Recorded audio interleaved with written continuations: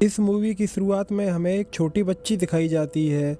जो कि एक परी होती है और उसका नाम मेलेफिसेंट होता है। और अब हमें बताया जाता है कि मेलेफिसेंट एक जादुई जंगल में रहा करती है और उसके साथ ही वहाँ पर कई सारे और अलग अलग तरह के क्रिएचर्स रहा करते हैं। और अब हम देखते हैं कि एक दिन उस जंगल में एक लड़का आता है जिसका कि नाम स्टीफन होता है। और जब मेलेफिसेंट उस लड़के को देखती है तो बोलती है कि तुम कौन हो और यहाँ पर क्यों आए हो, जिस पर कि वो लड़का उसे बताता है कि वो खो गया है। और अब उन दोनों में दोस्ती हो जाती है। और अब जैसे ही वो दोनों हैंडशेक कर रहे होते हैं तो मेलेफिसेंट को उस लड़के की लोहे की अंगूठी को टच करने की वजह से शौक लगता है, जिस पर कि वो उसे बताती है कि लोहा परियों का दुश्मन होता है, तो अगली बार जब वो उससे मिलने आए तो इस लोहे को पहन के ना आए।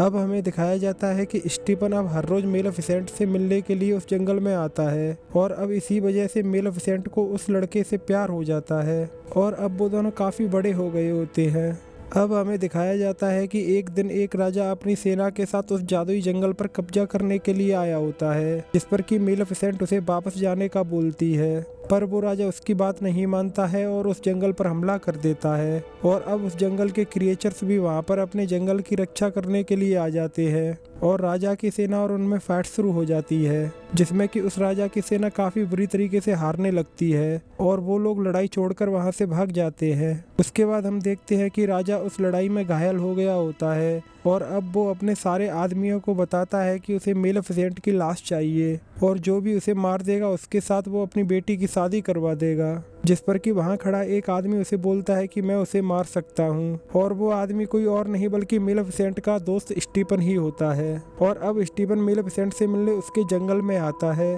और अब वो दोनों वहाँ पर बैठकर बातें कर ही रहे होते हैं कि तभी स्टीफन उसे एक नशीली दवाई पिला देता है और एक चाकू निकालकर उसके पर काट देता है। और अब जब मेलेफिसेंट को होश आता है तो वो दर्द से चिल्लाने लगती है और रोने लगती है। और दूसरी तरफ हम देखते हैं कि स्टीफन मेलेफिसेंट के पर लेकर अपने राजा के पास आ जाता है, जिससे कि खुश होकर वो राजा स्टीफन को अपनी किंगडम का नया राजा बना देता है। और अब हम देखते हैं कि मेलेफिसेंट को एक दिन अपने जंगल में एक शिकारी दिखाई देता है जो कि एक कौवे को पकड़ लेता है और ये देखकर मेलेफिसेंट उस कौवे को इंसान में बदल देती है। और अब मेलेफिसेंट उस कौवे का नाम लूका रखती है, जो कि अब उसको स्टीफन के राज्य की हर एक खबर लाकर देता है। और इस बात को कई साल बीत जाते हैं और अब स्टीफन के घर एक बेटी का जन्म होता है, जिसके लिए वो एक बहुत बड़े जश्न का आयोजन करता है। और अब उस जश्न में बाकी मेहमानों के साथ मेलेफिसेंट भी आती है और जैसे ही वो राजा की बेटी को देखती है तो वो उसे श्राप दे देती है कि जब वो बच्ची 16 साल की हो जाएगी तब इसके हाथ में एक सुई चुभेगी और उसकी वजह से इसकी मौत हो जाएगी।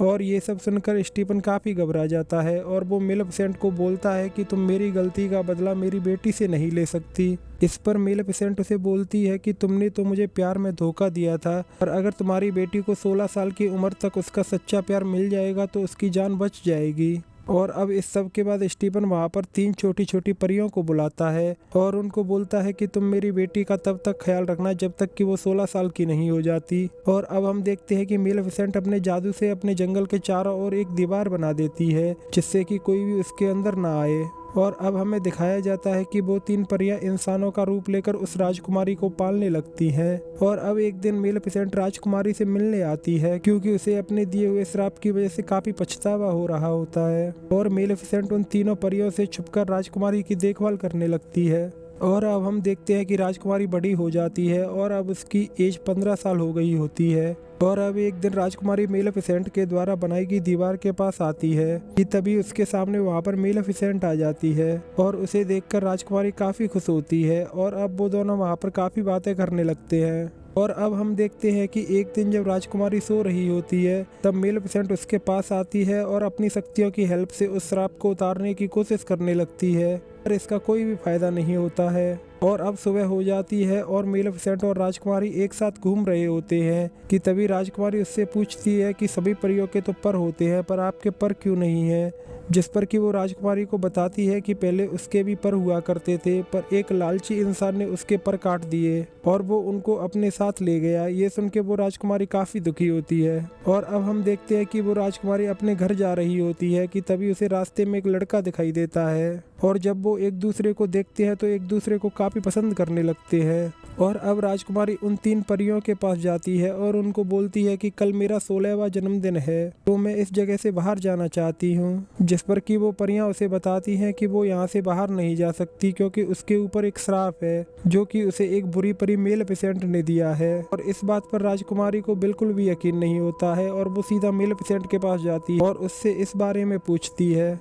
जिस पर कि मेलेफिसेंट उसे सारा सच बता देती है और बोलती है कि अब वो बिल्कुल भी नहीं चाहती कि उसका दिया हुआ श्राप सच हो और वो उसे बहुत ही प्यार करती है। पर यह सच जानकर राजकुमारी को काफ़ी दुख होता है और अब वो स्टीफन की किंगडम की तरफ जाने लगती है और वहां जाकर वो स्टीफन के गले लग जाती है और उसे बोलती है कि वो कब से उससे मिलना चाहती थी, जिस पर कि स्टीफन काफ़ी गुस्सा होता है और वो अपने आदमियों को बोलता है कि वो राजकुमारी को ले जाकर एक ऐसे कमरे में बंद कर दें जहाँ पर कि कोई भी नुकीली चीज़ ना हो। और अब दूसरा दिन हो जाता है और राजकुमारी 16 साल की हो जाती है और अब वो श्राप के कंट्रोल में आकर खुद ही एक ऐसे कमरे में चली जाती है जहाँ पर कि कई सारी सुइयाँ होती है और वो उनमें से एक सुई को टच कर लेती है जिससे कि वो वहीं पर बेहोश हो जाती है और गहरी नींद में चली जाती है। और इससे राजा स्टीफन काफ़ी दुखी होता है। और अब हमें मेलेफिसेंट दिखाई जाती है जो उस लड़के के पास आती है जिसको कि राजकुमारी पसंद करती थी और वो उसे लेकर वहां जाती है जहां पर कि राजकुमारी सो रही होती है।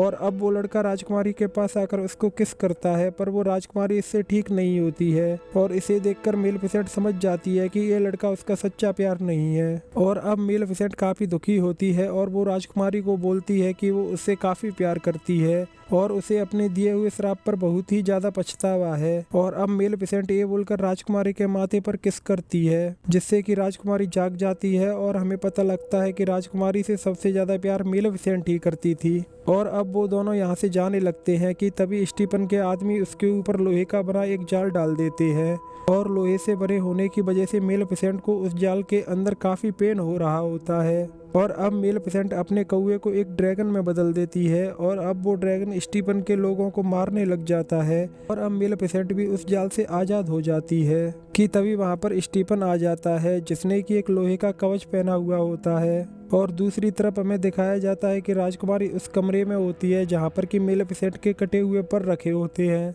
और अब वो उन दोनों परों को जाकर आज़ाद कर देती है और वो आकर मेलेफिसेंट के साथ जुड़ जाते हैं। और अब मेलेफिसेंट स्टीफन को अपने साथ उड़ाकर ले जाती है पर स्टीफन उसके परों को पकड़ लेता है जिससे कि वो दोनों नीचे गिरने लगते हैं। पर मेलेफिसेंट किसी तरह से खुद को छुड़ा लेती है और ऊपर उड़ जाती है जिसकी वजह से कि राजा स्टीफन अकेला नीचे गिरने लगता है और नीचे गिरने की वजह से उसकी मौत हो जाती है। और अब हमें दिखाया जाता है कि मेलेफिसेंट उन दीवारों को गिरा देती है जो कि उसने जंगल के चारों ओर बनाई थी और अब वो उस राजकुमारी को उस जंगल की रानी बना देती है। और इसी के साथ ये मूवी यहीं पर ख़त्म हो जाती है।